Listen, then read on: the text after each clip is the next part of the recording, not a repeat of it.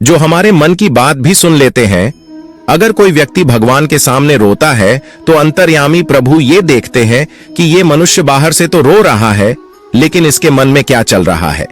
सारे संसार के लोग भगवान के आगे उनके लिए नहीं रोते, बल्कि ज्यादातर लोगों का रोना उनके जीवन के दुखों को समाप्त करने के लिए होता है। लेकिन जो भगवान के आगे संसार की विषय वस्तुओं के लिए रोते हैं, उन लोगों को ये नहीं पता होता कि ये विषय वस्तुएं तो प्रारब्ध कर्मों के अनुसार मिल भी सकती हैं और नहीं भी मिल सकती। भगवान का इसमें कोई दखल नहीं होता। भगवान ने हमें मनुष्य तन दिया है ईश्वर को प्राप्त करने के लिए, और जो मनुष्य उनके लिए उनकी मूर्ति के आगे या मन से पुकार करके भी रोता है, तो भगवान उस व्यक्ति को अपने तक पहुंचने का मार्ग भी दिखाते हैं। ऐसा व्यक्ति जो ईश्वर के लिए रोता है, उसी का जीवन सार्थक होता है। भगवान हमारा सच्चा हितैषी है, इसलिए उसके आगे रोना सही है।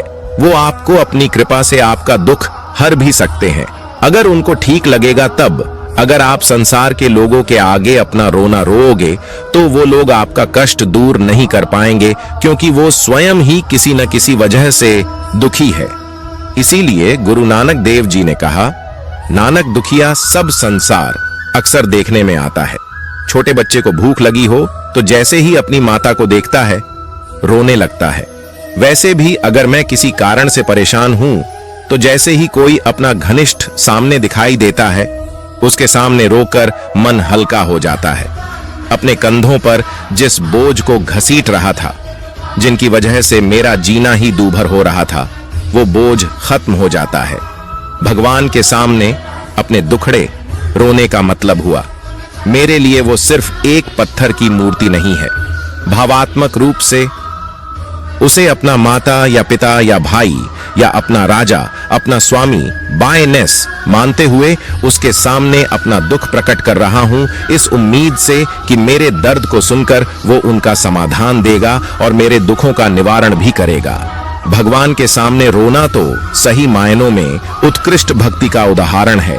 भक्ति का संबंध मन से है, मानने से है, भावनाओं से है।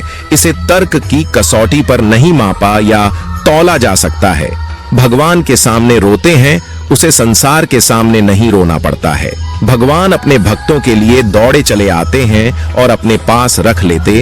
उक्त बातें धनसार गोविंद भवन मैदान में आयोजित श्रीमद् भागवत कथा के तीसरे दिन शनिवार को कथा का व्याख्यान कर रहे अतुल कृष्ण भारद्वाज ने कही। उन्होंने कहा कि भगवान ने अपने विराट स्वरूप का दर्शन केवल एक बार और एक ही को दिखाया है, वह भी महाभारत के युद्ध में अर्जुन को। इसके बाद उन्होंने कभी किसी को विराट स्वरूप के दर्शन नहीं दिए। जीवन का व्यवहार भी सत्य पर ही चलता है। लोगों ने धर्म की परिभाषा बदल दी है।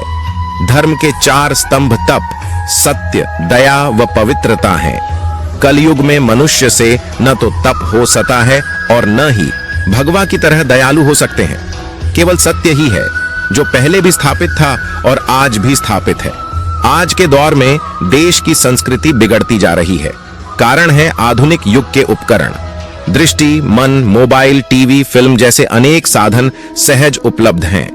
आने वाले समय में उसके और भी दुष्परिणाम देखने को मिलेंगे। कहा कि आज से 100 साल पहले संस्कृति क्या थी। अभी के समय में अपराध की घटना बढ़ती जा रही है। 20 साल पहले ऐसी स्थिति नहीं थी। सत्य पराजित नहीं होता है। भगवान के अपने धाम लौटने के साथ ही कलयुग शुरू हो गया और कलयुग में अपने अत्याचार करने शुरू कर दिए।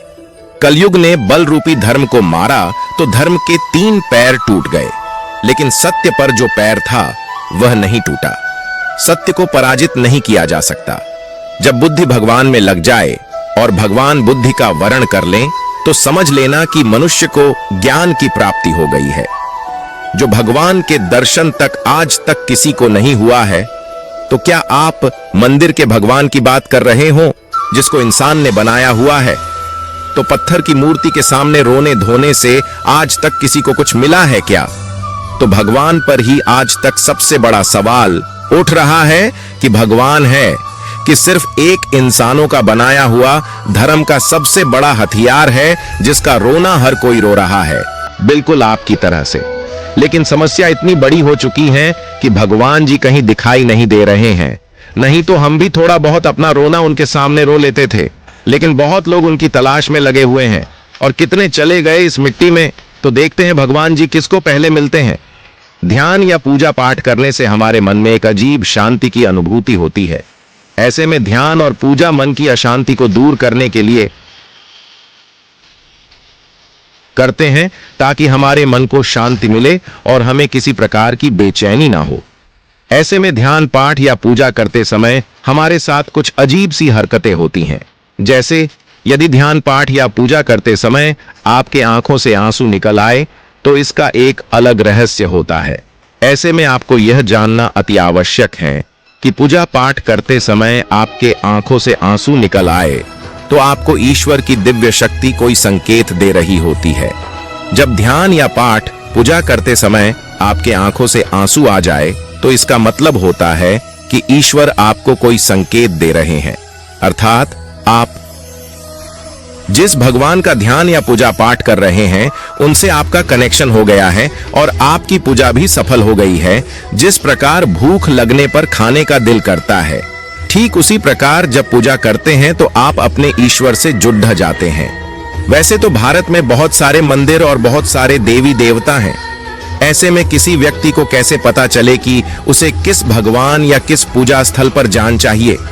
ऐसे में भगवान ने कहा, जी हे मनुष्य, तुम्हें जिस भी तीर्थ स्थान और जिस भी भगवान की पूजा करने पर आंखों में आंसू आ जाए तो वही भगवान और तीर्थ स्थान तुम्हारे लिए उपयुक्त हैं। इसलिए यदि आपको जिस भी भगवान का ध्यान या पूजा पाठ करने पर आंख में आंसू आ जाए तो इसका मतलब हुआ कि आपकी पूजा सफल हो गई और भगवान आपके पूजा से प्रसन्न हुए और अब आपकी सारी मनोकामना पूरी हो जाएगी।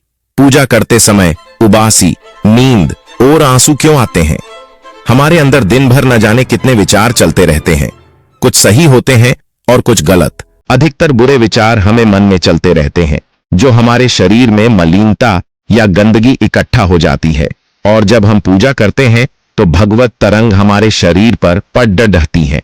1-2 मंजिला घर के ऊपर वाले घर की खिड़की, जो शायद ही कभी खुलती थी, के पास बहुत सारी मधुमक्खियों ने अपना निवास बनाया। घर के मालिक ने उन मधुमक्खियों को भगाने के लिए कुछ ऐसा उपाय किया जिससे वे सभी इधर उधर उड़ते हुए मर मर कर गिरने लगीं। जो पेड़ पौधे के पास जीवित दिख रही थीं, वे भी उड़ नहीं पा रही थीं। 2-4 दिनों के भीतर वे सभी मासूम मर गई। मुझे यह सब देखकर बहुत दुख हुआ। मुझे लगा यह निर्दोष मासूम मधुमक्खियों की सामूहिक हत्या है। ऐसा करने वाले व्यक्ति बहुत अधिक पूजा पाठ करते हैं। अपनी पत्नी को भी व्यर्थ की पंचायत करने की जगह धार्मिक वीडियो देखने या हरि नाम जपने कहते हैं। यह सब देखकर मुझे लगा कि हम में से बहुत सारे लोग बहुत पूजा पाठ करते हैं, लेकिन जब हमारे स्वार्थ की बात आती है, हमारे खुद के सुख सुविधाओं की बात आती है, तब हम ज्यादातर मामलों में अपने हित को प्राथमिकता देते हैं, इंसानियत को बाद में। इसका सबसे अच्छा उदाहरण मांसाहार पसंद करने वाले लोग हैं, जिन्हें अपने खाने के स्वाद के आगे मासूम जीवों के मरने का कष्ट नहीं दिखता। जबकि हम सभी जानते हैं कि छोटा से छोटा जीव भी मरना नहीं चाहता है, वह अपनी जान बचाने का हर संभव प्रयास करता है। इंसानियत नाम की चीज हर एक के दिल में होती है, बस अवसर देखकर, अपना पराया देखकर बदल जाती है। मेरे अपने विचार हैं कि यह ज्ञान की कमी है। हम में से ज्यादातर लोग बचपन से ही पीढ़ी दर पीढ़ी मांसाहार भोजन करते हुए बड़े हुए हैं और आज भी विभिन्न प्रकार के तर्क देकर मांसाहार को सही साबित करते हैं। हम में से अनेक लोगों के लिए अपने भोजन का स्वाद पहले, इंसानियत का महत्व बाद में है।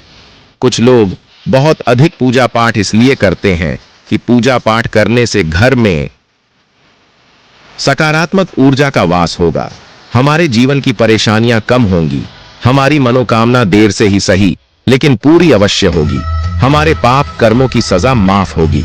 जबकि सच यह है कि हमारे अच्छे बुरे कर्मों का फल हमें देर से ही सही लेकिन मिलता अवश्य है। हम सभी अपनी अपनी सोच, शक्ति और सुविधा के अनुसार यथासंभव पूजा पाठ करते हैं। यह दिखावा नहीं होता, इससे हमें सुकून मिलता है। जब कोई सहारा नजर नहीं आता है, तब केवल भगवान ही सहारा नजर आता है। भगवान की अप्रत्यक्ष रूप से उपस्थिति का एहसास हमें ज्यादा से ज्यादा पूजा पाठ करने के लिए प्रेरित करता है। यह सब ठीक है, लेकिन हमें इंसानियत को अपने अच्छे कर्मों को प्राथमिकता देना चाहिए। यही भगवान को भी अच्छा लगेगा।